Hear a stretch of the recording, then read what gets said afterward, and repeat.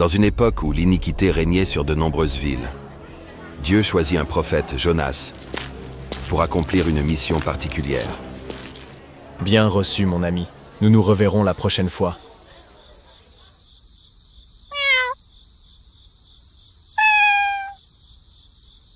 Dieu, dans sa grande sagesse et son désir de réconciliation, donna à Jonas un appel divin.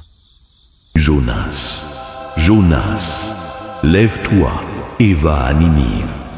Prêche contre cette ville, car sa méchanceté est parvenue jusqu'à moi. Jonas, pris au dépourvu par un tel ordre, se sentait réticent et craintif. Il savait que Ninive était une ville ennemie de son peuple et qu'il risquait de s'attirer la colère de ses habitants. Comment puis-je aller prêcher à ces gens? Ninive est une ville pleine de méchanceté, et je ne veux pas voir mon peuple souffrir davantage. Si Dieu veut les punir, pourquoi devrais-je les sauver? Plutôt que de répondre positivement à l'appel divin, Jonas décida de fuir. Il se rendit à Jaffa, une ville portuaire, où il prit un navire en direction de Tarsis, loin de Ninive. Dans son esprit, il pensait que fuir Dieu serait la solution. Mais Dieu avait un plan plus grand et plus complexe pour Jonas, un plan qu'il découvrirait bientôt.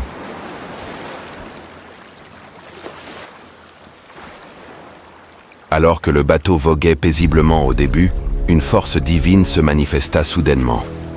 Un vent violent souffla sur la mer, et la mer devint déchaînée. La tempête était si violente que le bateau semblait prêt à se briser sous la furie des vagues. Les marins, pris de panique, crièrent désespérément à leurs dieux respectifs, espérant trouver une solution à ce danger imminent. Ô Dieu de la mer, sauve-nous! Pourquoi cette tempête? Dieu des vents, aie pitié de nous et calme cette furie! Nous allons tous périr si cela continue. Que devons-nous faire? Les marins, désespérés par l'intensité de la tempête, commencèrent à jeter dans la mer tout ce qui alourdissait le bateau, espérant alléger le navire pour l'aider à résister à la violence de la mer. Mais leurs prières et leurs actions n'avaient aucun effet sur la tempête. Au cœur de cette grande agitation, Jonas se trouvait dans la cale du navire, profondément endormi, insensible à la tempête qui faisait rage au-dessus de lui.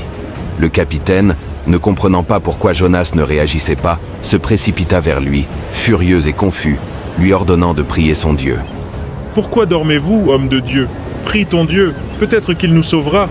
Nous avons tout essayé, mais la tempête ne cesse de grandir. » Alors que la tempête faisait rage et que les marins ne comprenaient pas pourquoi cela leur arrivait, ils décidèrent de tirer au sort pour découvrir la cause de leur malheur. Le sort tomba sur Jonas. Les marins, maintenant plus inquiets que jamais, demandèrent des explications à Jonas. « Qui es-tu donc pour causer une telle tempête? Quel est ton peuple? Dis-nous la vérité. Tu as forcément une part de responsabilité dans ce malheur. » Je suis un Hébreu, et je crains l'Éternel, le Dieu du ciel, qui a fait la mer et la terre. C'est à cause de moi que cette tempête s'est déchaînée, car j'ai fui l'ordre de Dieu. Il m'a demandé d'aller à Ninive, mais j'ai pris la direction opposée. Je sais maintenant que cette tempête est un châtiment divin. Les marins, effrayés par la révélation de Jonas, furent saisis d'une grande crainte. Ils comprenèrent maintenant que cette tempête n'était pas un simple accident naturel, mais un acte divin en réponse à la désobéissance de Jonas. Pourquoi as-tu fait cela? Pourquoi nous as-tu plongés dans ce danger? Que devons-nous faire pour que la mer calme sa fureur? Il n'y a qu'une seule chose à faire. Jetez-moi à la mer, et la tempête se calmera. C'est moi qui suis responsable de ce malheur, et je dois en assumer les conséquences. Les marins, bien qu'inquiets, ne savaient plus quoi faire d'autre. Ils n'étaient pas prêts à jeter Jonas à la mer, car ils craignaient que cela n'attire encore plus la colère de Dieu. Mais après avoir prié et imploré le pardon de Dieu, ils prirent la décision difficile de se conformer à la demande de Jonas. Ô Dieu d'Israël, ne permets pas que nous soyons coupables du sang innocent de cet homme. Nous devons obéir, même si cela nous brise le cœur. Avec une dernière prière sincère, les marins jetèrent Jonas dans l'eau tumultueuse.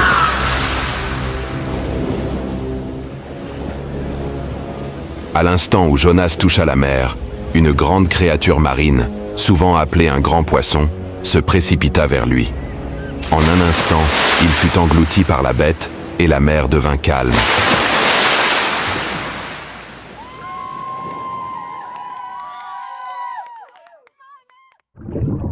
Jonas, plongé dans les ténèbres du ventre du poisson, se retrouva dans une situation inimaginable. C'était un lieu de solitude et de réflexion. 3 jours et 3 nuits passèrent, et durant ce temps, Jonas fut seul avec ses pensées et ses prières. Il se rendit compte que sa fuite n'avait été qu'un obstacle à la volonté de Dieu, mais aussi qu'il pouvait encore retourner vers lui.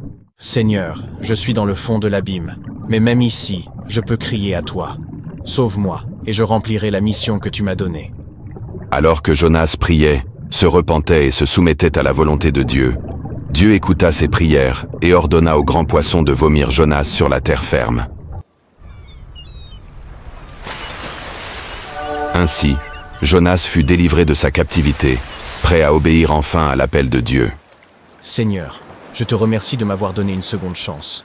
Ma vie est entre tes mains, et je vais obéir cette fois-ci. Je remplirai la mission que tu m'as confiée. Lève-toi, va à Ninive, la grande ville, et prêche contre elle le message que je te dirai. Je vais y aller, Seigneur. Je ne fuirai plus, mais je prêcherai ce que tu m'ordonnes. Avec la ferme intention d'accomplir sa mission, Jonas se mit en route pour Ninive. Il savait que cette ville, grande et pécheresse, avait besoin d'entendre le message de repentance que Dieu lui avait confié. Arrêtez de vous battre, voyons. Reviens ici, sale petit voleur.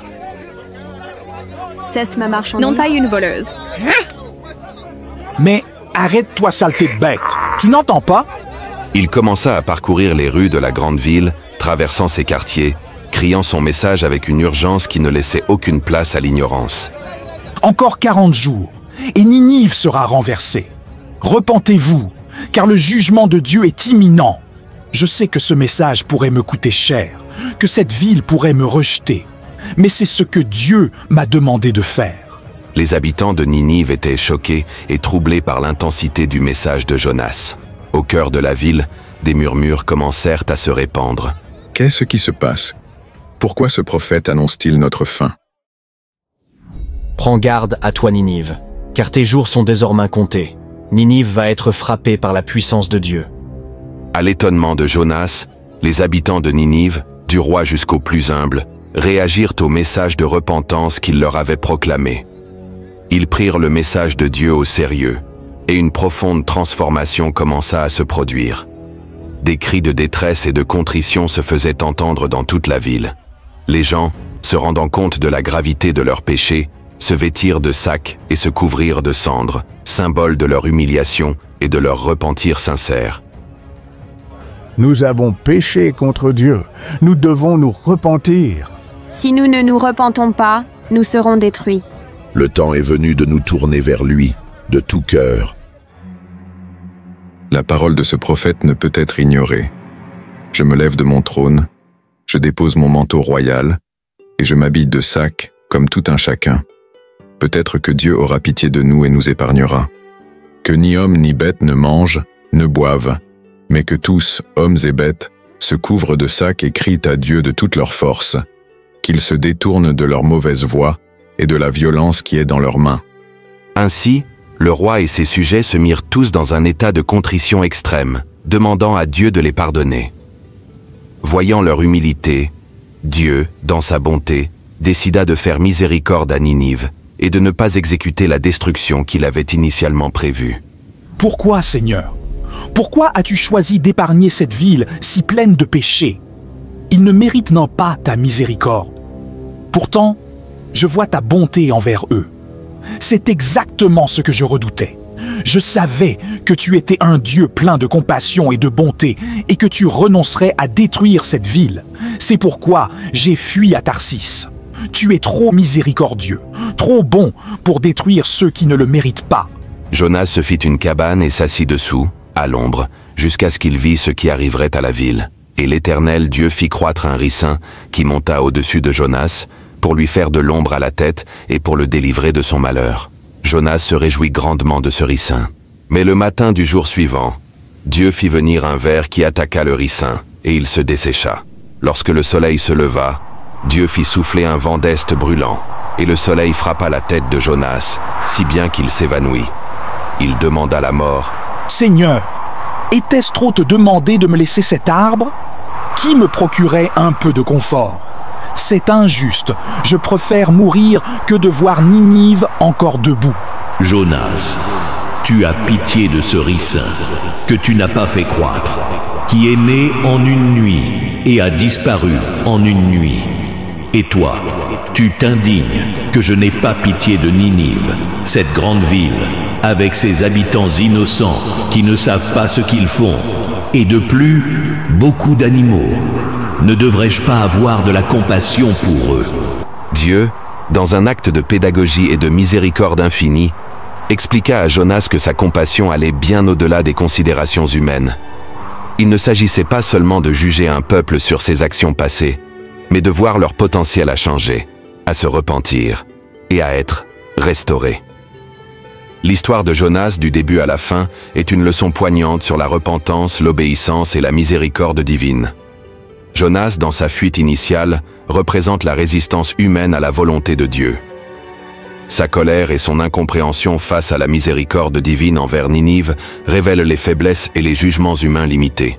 Pourtant, tout au long de son parcours, Jonas apprend que la véritable force de Dieu réside dans sa miséricorde infinie, qui s'étend à tous, même à ceux que nous jugeons indignes de pardon.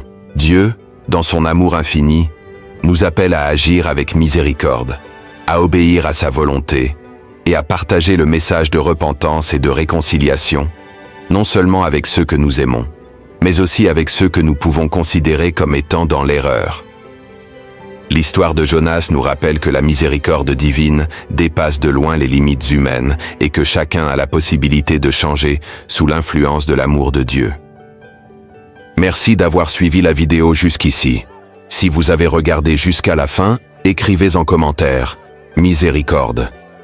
Nous vous remercions aussi pour votre soutien à cette chaîne et nous vous demandons de nous aider à atteindre plus de personnes dans le monde en partageant la vidéo. N'oubliez pas d'aimer la vidéo, de vous abonner et on se dit à la prochaine fois pour une nouvelle vidéo. Que Dieu vous bénisse.